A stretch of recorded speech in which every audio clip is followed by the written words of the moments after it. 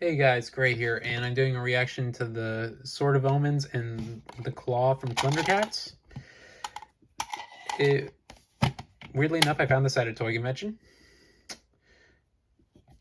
I searched it up online how much they actually are. They're like 40 bucks just for the sword and 60 bucks for just the claw.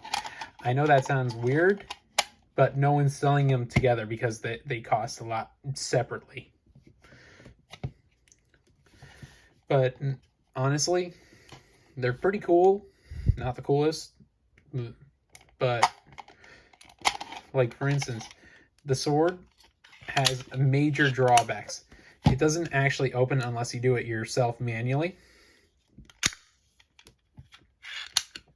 So it won't do that. Like it won't unless you actually do it, which takes the fun out of it about doing the whole Thundercats, oh thing, I know that sounds weird.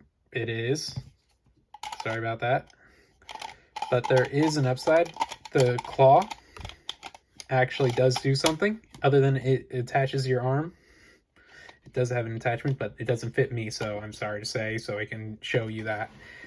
If you press the button here, it'll open up and it'll release this part of the sword because the button actually has an attachment right underneath.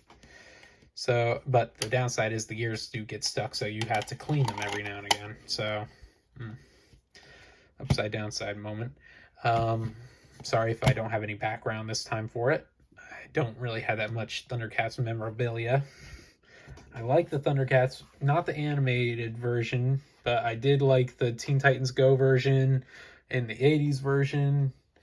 The animated version, I couldn't get behind because I couldn't follow the storylining. I'm sorry to say. The only one who made sense was Mumra. I'm sorry. And I still don't understand. Like, he is a villain, right? So, but he was there for thousands of years, not affecting anyone until the Thundercats arrived. So, was he really the bad guy? Or was he just, some means to an end? Who knows? But I hope you guys like this video, and if you get a chance, do buy this if you want. You could actually still hang it on your wall or do basically almost anything with it. It's made out of very cheap plastic. It still would hurt if you whack some kid upside the head with it, like physically if you're a kid. Like I remember when I was a kid, I used to play swords with my cousin with real plastic swords. Yeah. In the end, either Matthew, me, or Jacob would end up crying in the end because we would hurt each other somewhere along the line. Yeah, downside. Don't play with plastic swords that actually are heavy.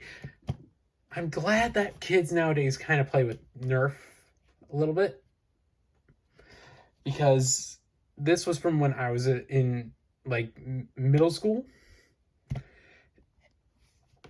People got hurt with toys a little bit like this, actually. Sometimes, like, there's a lot that they don't want to admit, but there are toys from my childhood that actually there are a lot of that were recalled because of stuff like that, which is kind of sad. I actually have some of those toys still.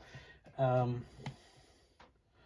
for instance, there was a Tarzan toy that looked and made you cringe as much as humanly possible if you look at it now when you're an adult. Yeah, thank God I burned that thing. Yeah. But if you guys do get a chance, please do buy one of these. It is a good toy to have, if anything. You could still wear it, but you'd have to find a way to adjust the size thing because it's made for a kid. It's not made for, like, an adult. You could take it to a comic book convention too, so no one would question it. You could hook it on your belt. Like I said, the only downside is you can't show this side because it does not look the best. But yeah. Well, I hope you guys like and subscribe. Have a nice day.